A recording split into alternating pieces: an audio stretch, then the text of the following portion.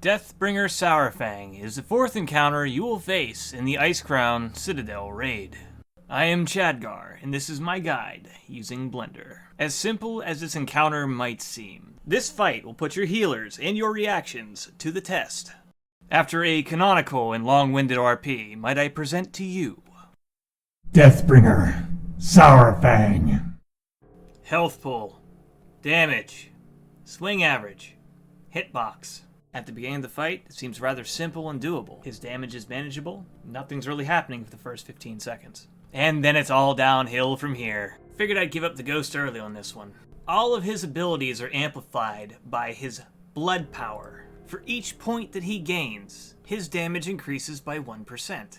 The rate at which he gains these points is the amount of damage done by all of his abilities, except for Mark of the Fallen Champion and his melees. For every 2,500 damage, he gains 1 point.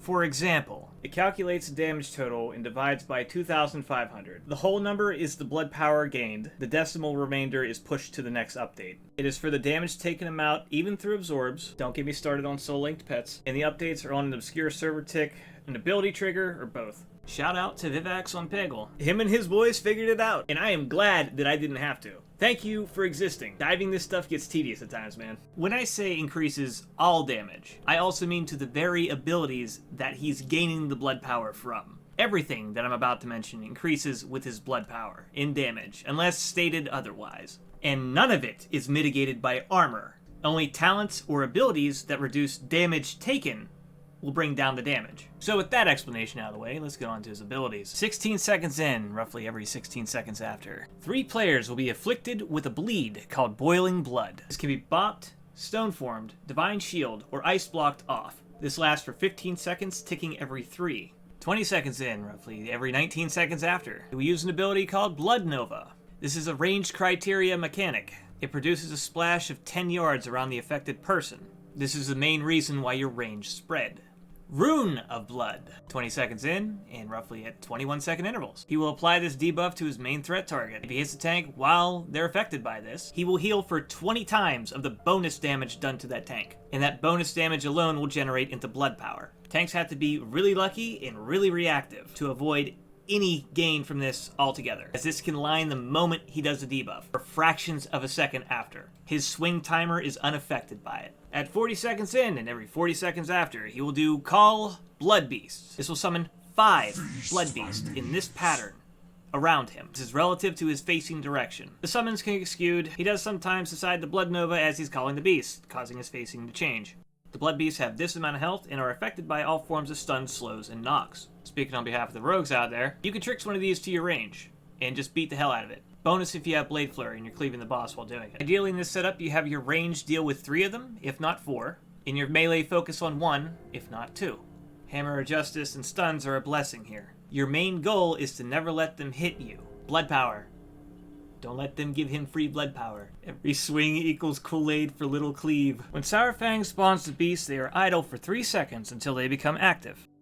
Position your boomkins in the center of your raid for ideal Typhoon usage, knocking them back and not at an angle, using it when they're about to exit the frost trap. The range should be segmented into kill groups, picking off each of their assigned targets, in a way that capitalizes on the slow. It is ideal for the ones that your melee are focusing to have a Hodge ready before it becomes active. It should be killed before the stun ends. Tanks should not get threat on these, and misdirects should go to ranged. Yeah, Scent of Blood. This is cast by Saurfang 11 seconds after he casts Call of Blood Beast. Ideally, your DPS is orchestrated enough to kill all these before this happens, or very shortly after it is cast. Them hitting without this already hurts. If they hit you with this, you're probably dead.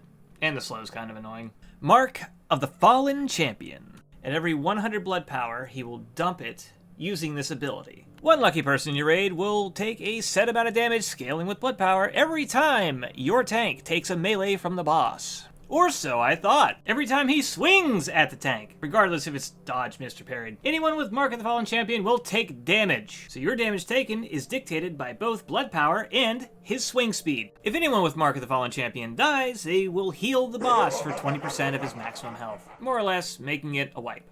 Again, this is not mitigated by armor, only by damage taken reduced abilities. The only outlier being that this is also an AoE, and if a rogue gets it, they can use Feint and reduce the damage by 50% while Feint is active. Thank you, Whoopi. Feral is also broken. For everyone else, that means Inspiration, DSAC, class skills like Shamanistic Rage, or for the majority, praying that your healers keep you alive. If you're far enough into the fight and you don't want to risk somebody dying to this, or if it just seems like a massive pain to keep them up, you could Divine Intervention them. Soulstone to DI beforehand. This will nullify all the damage outright, but it'll take them out of the fight entirely. Note that it does last 3 minutes, so run the numbers to see if it's going to last the entire length. And lastly is Frenzy. At 30% health, he will gain this buff. His melees will go from 1.2 seconds a swing down to 0.92. Oh baby. On top of the tanks getting hit faster, I hope this graph can show the value of damage taken reduction abilities. Bonus if you're a class that naturally has some. And some appreciation for the HPS needed to keep the marks alive when he hits this stage. Obviously, Beacon is BIS for your first few marks. If you have the extra range and you are stacking your marks in the melee, Resto Shaman applying Ancestral Fortitude bouncing Chain Heal on the marked targets is a huge win. If you're running 2 Holy Paladins, you can have one of them full duty 2 marks, 1 beaconed, 1 being healed. Splashes from the Holy Lake Glyph is probably good too. Anything beyond the 3rd mark becomes a healer's main priority to keep alive. Ideally, you want to keep at least 2 on your tank. If you reach 5 marks, your healers will be at full capacity. Is at 4 or 5 marks, you need to debate whether you need to use Divine Intervention. Go with whatever makes the most sense for your composition.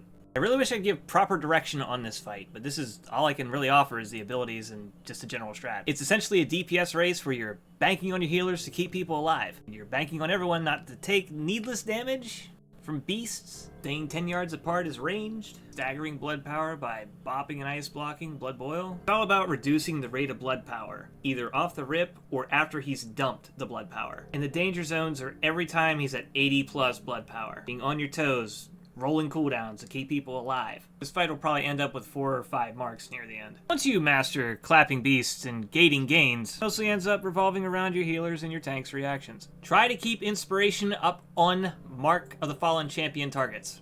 10% helps. And if you have more than 8 ranged, try to stack your marks into the melee for splash heals. There's also one more big cheese thing, which I'm kind of iffy on. There are talks if you get the first mark before a minute, and you've casted a portal to Dalaran. This person can take that mark to Dalaran, removing it from the fight altogether, but also removing them from being eligible for the loot, probably. I don't know if you can cast additional portals mid-fight, but this seems like absolute hijinks, so I'm including it. That's pretty much everything. Oh, DBW, Combat Prio, by the way. I'm off to the Feral Discord. As always, thank you for watching. Huge thank you to my Patreon donator, Jordan Craig. They're the very first financial backer for all the stuff I've been doing, and I am excited and grateful. Thank you. Absolute mega chad. I feel like Zenku right now. Shout out to anyone who donates plasma. Here are the sources and the content that I've used. Links to my Twitch and Patreon. Nudge, nudge. And I will see you again soon. TM.